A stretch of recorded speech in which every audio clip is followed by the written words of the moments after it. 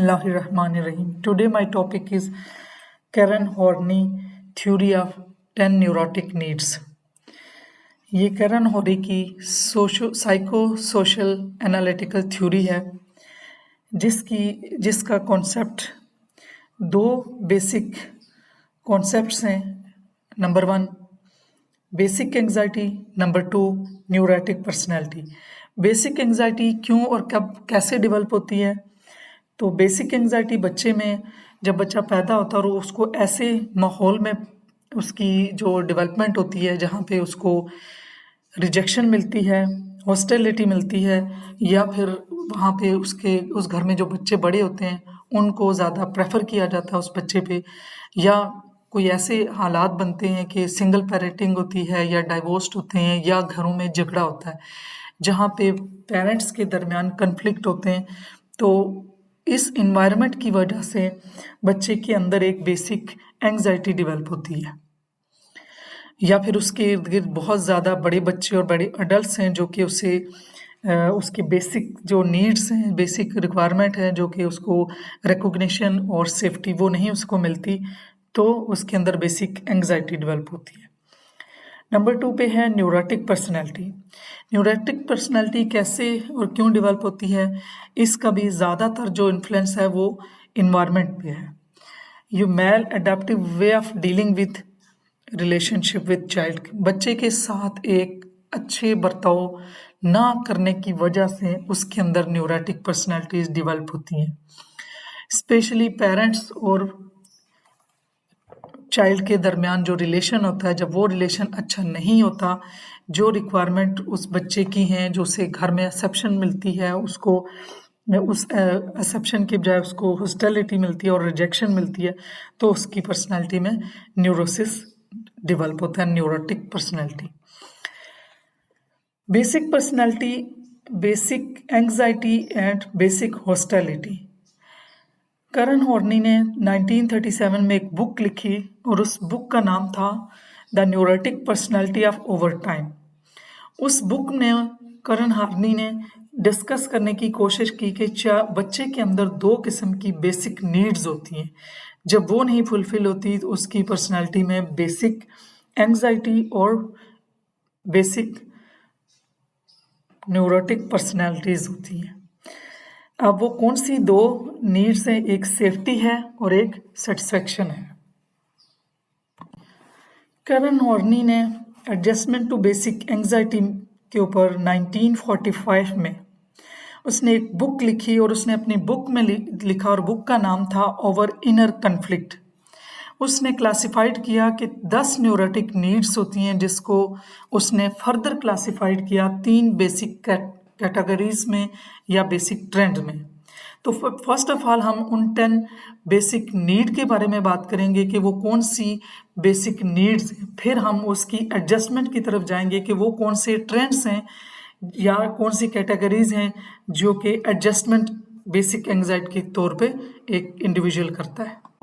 करन हॉरी ने 10 basic neurotic needs और 10 abnormal people trends को लिस्ट किया। वो क्या 10 न्यूरोटिक इंसानी दिमाग की ज़रूरतें हैं, 10 वो क्या हैं, इनको हम वन बाय वन यहाँ पे डिस्कस करते हैं। पहली है अफेक्शन एंड अप्रूवल। इस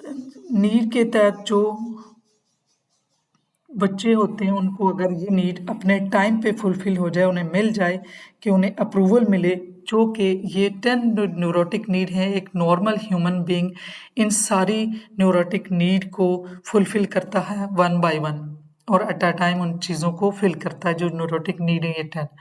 लेकिन न्यूरोटिक जो पर्सनैलिटी डेवलप हो जाती है उसमें होता ये है कि जो इन्वायरमेंट होता है उस इन्वायरमेंट में बच्चे की जब एक नीड फुलफिल नहीं होती न्यूरोटिक, तो वो उसमें स्टक हो जाता है और उसकी वो पर्सनैलिटी बन जाती है और सारी ज़िंदगी उस नीड को माशरे में वो तलाश करता रहता है और उसकी वो पर्सनैलिटी बन जाती है। तो सबसे पहली ये चीज़ है कि वो जब किसी भी बच्चे की जब पेरेंट्स के साथ रिलेशनशिप अच्छा नहीं हुआ, उसका घर का माहौल अच्छा नहीं बना, तो जो उसकी ये नीड थी कि उसे उससे प्यार किया जाए और उसे रिकॉग्नाइज किया जाए, अप्रूव किया जाए। जब वो नहीं पूरी होती तो इस तरह के जो लोग होते हैं उनका ट्रेंड्स क्या, अब नॉर्मल नीड का ट्रेंड ये बनता है कि वो सारी ज़िंदगी दूसरे लोगों को खुश करने में और दूसरे लोगों की एक्सपेक्टेशन में उतरने के लिए कोशिश करता है, और उसे हमेशा डर ये होता है कि उसे रिजेक्शन ना मिले, इसलिए वो ज़्यादा सेंसिटिव होता है और क्रिटिसिज्म से घबराता, और उसको बहुत ज़्यादा गुस्सा आता है,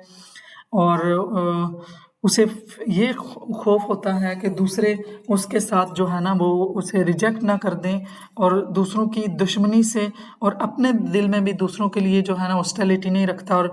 जब दूसरों के बारे में सोचता है हॉस्टिलिटी के लिए तो उसे ये एक खौफ पैदा होता है। नंबर 2 पे है पावरफुल पार्टनर। जिन लोगों में इस नीड की कमी होती है पावरफुल पार्टनर की, तो वो अपने आप को वो चाहते हैं डेलिबरेटली कि वो अपने साथ किसी पावरफुल पार्टनर को चूज़ करें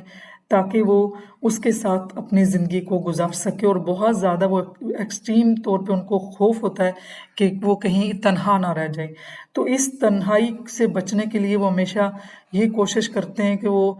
किसी ऐसे पावरफुल पार्टनर के साथ रहें, और फिर इस ज़रूरत के तहत हमेशा वो ऐसे लोगों को ढूंढते रहते हैं, और फिर उन्हें यही लगता है और उनके हर चीज़ का हल प्यार ही है। तो इसलिए वो सोचते हैं कि उनको एक ऐसा पार्टनर चाहिए जो कि उनकी सारी ज़िंदगी के मसले हमेशा वही हल करेगा, और हमेशा ऐसी पर जो न्यूरोटिक नीड की जिनके अंदर लैकिंग होती है, तो वो हमेशा यही कहते हैं कि मुझे दूसरे पार्टनर की वजह से मेरी ज़िंदगी में ये मसले आए, मेरी ज़िंदगी में मैं सक्सेस नहीं हुआ, मेरा जो इशू है मेरे पार्टनर की वजह से, जबकि उसकी अपनी एक न्यूरोटिक नीड की जो है ना वो लैकिंग होती है, जिस वजह से वो एक्सटर्नल इसकी वैलिडेशन चाह रहा होता है।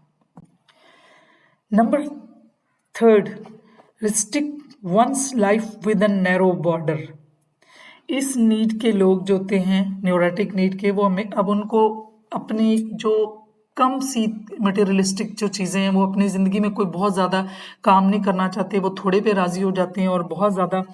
अपनी जो उनकी एबिलिटीज़ हैं, क्वालिटीज़ हैं, उनको भी वो नहीं देखते और उनको भी अंडरमाइन करते हैं, और उनको लगता है कि जो चीज़ें उनके पास हैं वही काफ़ी हैं। इसलिए ज़िंदगी में वो कभी आगे बढ़ के कोई डिसीजन नहीं करते, और अपने लिए कोई ज़्यादा जो है ना जो डेवलपमेंट, सेल्फ अपनी डेवलपमेंट है या अपनी लाइफ में कोई अच्छा बड़ा काम करने के लिए वो नहीं अपने आप को समझते। हालांकि उनके अपने अंदर जो एबिलिटीज़ है उनको, और जो टैलेंट है उनको भी वो जो है ना वो मतलब अंडर वैल्यू करते हैं, कि अंडरमाइन करते हैं कि हमारे अंदर ऐसी कोई चीज़ नहीं है। तो जो ये वाली न्यूरोटिक नंबर 3 पे है कि वो जो चीज़ें उनके पास हैं बस उसी पे वो खुश रहेंगे और उससे आगे कोई मेहनत नहीं करेंगे। Number 4, power. इस न्यूरोटिक नीड्स के जो लोग होते हैं वो हमेशा पावर सीकिंग के होते हैं, उनको हमेशा एक ताकत चाहिए होती है, और वो हमेशा स्ट्रेंथ की तारीफ करते हैं और अपनी वीकनेस को छुपाते हैं और उससे खौफज़दा होते हैं, और वो ये कोशिश करते हैं कि वो एक्सप्लॉइट करें, डोमिनेट हों दूसरे लोगों पे, और उनको ये अपनी जो लिमिटेशंस और कमियां होती हैं उनके बारे में उन्हें खौफ होता है, और अपने आप को हेल्पलेस फील करते हैं,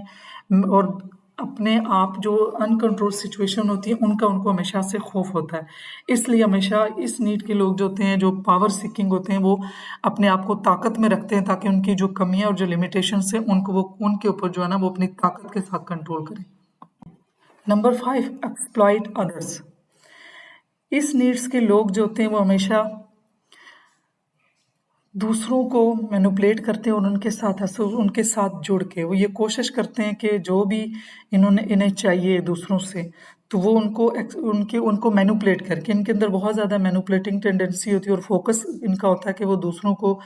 जो है ना मैनिपुलेट करके तो जो चीज़ें उनको चाहिए वो उनसे हासिल करें। वो आइडियाज़ हो सकते हैं, वो चीज़ें हो सकती हैं, वो पैसे हो सकते हैं, और ताकत हो सकती है। और ये लोग जो रिलेशनशिप में आते हैं तो हमेशा जो दूसरे पार्टनर को मैनिपुलेट करते हैं, और उस मैनिपुलेशन के थ्रू वो सारी चीज़ें हासिल करते हैं। तो इन न्यूरोटिक नीड का और न्यूरोटिक पर्सनालिटी का जब हमें पता होगा तो हम अपने रिलेशनशिप को भी अच्छे से मैनेज कर लेंगे, कि हम समझ जाएंगे अगर कोई हमें मैनिपुलेट कर रहा है तो हम उसको अंडरस्टैंड कर लेंगे और मैनिपुलेट होने से बच जाएंगे।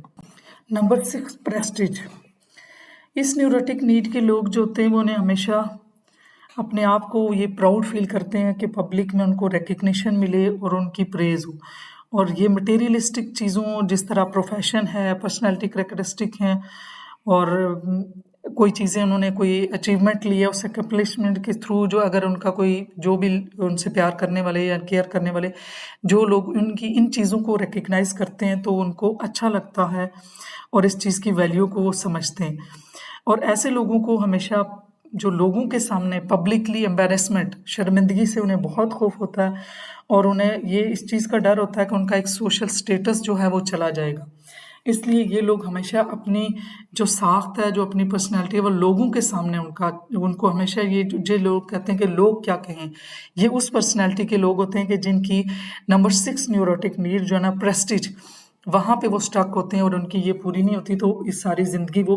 प्रेस्टीज के चक्कर में ही उनकी पर्सनैलिटी बनती है कि वो जो काम करते हैं वो दुनिया के मटेरियलिस्टिक होके करते हैं कि ताकि दुनिया इन चीज़ों की वजह से उनकी वैल्यू करे। और जब कभी उनको उन्हें ये भी खौफ होता है कि पब्लिकली अगर कोई चीज़ कोई ऐसा उनका वीक पॉइंट आ गया तो उन्हें बहुत ज़्यादा शर्मिंदगी होगी। Number 7, personal admiration. इस न्यूरोटिक नीड के जो लोग होते हैं वो अपनी तारीफ बहुत चाहते हैं और ऐसे लोगों की को नार्सिस्टिक कहते हैं और उनकी अपने बारे में एक एग्जैजरेटेड सेल्फ इमेज बना होता है। उनको अपने बारे में लगता है कि वो बहुत ज़्यादा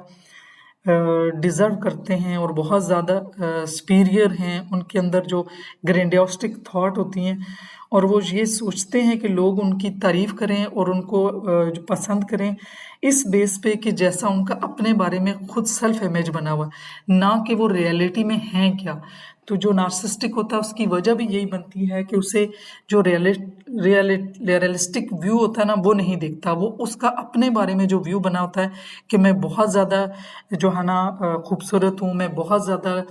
अहल हूँ, मैं बहुत ज़्यादा जो खूबसूरत हूँ, ग्रैंडियोसिटी उसके अंदर होती है कि मैं एंटाइटल हूँ, लोगों को करना चाहिए, मेरे बारे में तारीफ करना चाहिए, मुझे अच्छा समझना चाहिए। अब जबकि रियलिस्टिकली देखा जाए तो उस बंदे के अंदर ये चीज़ें नहीं होती, लेकिन उसकी डिमांड होती है कि मुझे इसी तरह से मुझे मेरी इज्जत की जाए, मुझे समझा जाए जो मेरा अपने बारे में व्यू है। Number 8, personal achievement. According to Karen Horney, लोग इस न्यूरोटिक नीड के लोग जो होते हैं अपने आप को पुश करते रहते हैं, अपने आप को पुल अप करते हैं कि वो ज़्यादा से ज़्यादा अचीवमेंट करें और ज़्यादा से ज़्यादा चीज़ें जो है ना अचीव करें। उसके रिजल्ट में उन्हें होता क्या है कि बेसिकली उनको इनसिक्योरिटी होती है। इस वजह से इन इंडिविजुअल्स को जो ये लोग होते हैं उनको ये खौफ होता है फेलियर का और उनको ये फील होता है कि वो चीज़ों को ज़्यादा से ज़्यादा जल्दी अचीव करें और मुकम्मल करें ताकि वो बाकी लोगों की निस्बत अपने आप को टॉप पे महसूस करें और दूसरे लोगों के से ज़्यादा सक्सेसफुल महसूस करें। ऐसे लोग दूसरों को हराना चाहते हैं ताकि उनकी अपनी अचीवमेंट तभी नज़र आएगी जब उनकी नज़र में दूसरा बंदा हारेगा। तो ये इसलिए अपने साथ भी इनका एक बेंचमार्क ये सेट कर लेते हैं कि पीछे वाला जो इन्होंने ट्रेंड सेट किया होता है तो उससे भी ज़्यादा वो अचीव करते हैं ताकि वो लोगों के सामने ये शो कर सकें कि उन्हें वो उनकी जो इनसिक्योरिटी है वो ख़त्म होती है कि वो जो बहुत ज़्यादा अचीवमेंट कर लेते हैं और ज़्यादा से ज़्यादा और नया से नया करने की कोशिश करते हैं ताकि वो लोगों के सामने अपने आप को ऊँचा देख सकें। Number 9, self sufficiency and independence. इस तरह के जो लोग होते हैं वो हमेशा लोनर पर्सनैलिटी होते हैं, लोनर मेंटालिटी के होते हैं, अपने आप को अकेला और तन्हा और दूसरों से डिस्टेंस पे रखते हैं और ये अवॉइड करते हैं अपने आप को दूसरों के साथ टाई डाउन करने के, दूसरों के साथ अटैच करने के और डिपेंडेंट होने के। इनको ये खौफ होता है कि वो किसी के साथ अटैच ना हो जाए और इसलिए रिलेशनशिप में ये लोग बहुत ज़्यादा डिस्टेंस पे रहते हैं और ना ही किसी के साथ ये क्लोज होके रहते हैं। Number 10, perfection and inaccessibility. इस तरह के जो लोग होते हैं वो लगातार वो कोशिश में लगे रहते हैं कि उनके अंदर जो वीकनेस है, जहाँ पे उनकी कोई कमी है, उसको ढूंढते हैं इस न्यूरोटिक नीड के लोग और उसको कवर अप करने की कोशिश करते हैं। जो उनके पर्सनल फ्लॉज हैं, जो कमियां हैं, उनको जल्दी से वो उनको फाइंड करते हैं और उनके अंदर क्विकली चेंज लेके आते हैं और कवर अप करते हैं ताकि वो जो उनके अंदर कमी है उसको पूरा करके तो अपने आप को जो उनकी इंटरनल इनर डिग डाउन उनकी इम्परफेक्शन होती है, तो अपेरेंटली जो लोगों के सामने और अपनी पर्सनैलिटी में वो परफेक्शन लेके आते हैं, ताकि वो कोई काम ऐसा ना छोड़ें जो कमी हो, ताकि उनको क्रिटिसिज्म मिले। ये लोग क्रिटिसिज्म से भी घबराते हैं, इसलिए हर काम में वो परफेक्शन ढूंढते हैं, और ये परफेक्शनिस्ट की जो क्वालिटी है ना, ये इस पर्सनैलिटी जो न्यूरोटिक नीड की लैकिंग की वजह से डेवलप होती है। अब नेक्स्ट वीडियो में, ये वीडियो लंबी हो रही है, तो नेक्स्ट वीडियो में जो काजेज ऑफ न्यूरोटिक पर्सनैलिटी और बेसिक एंजाइटी की क्या हैं, और उसके बाद जो एडजस्टमेंट है बेसिक न्यूरोटिक नीड्स की, जो पर्सनैलिटी डेवलप होती हैं, तो उनकी एडजस्टमेंट कैसे होती है, उसके बारे में आने वाली 2 वीडियो में इंशाल्लाह हम इसको डिस्कस करेंगे।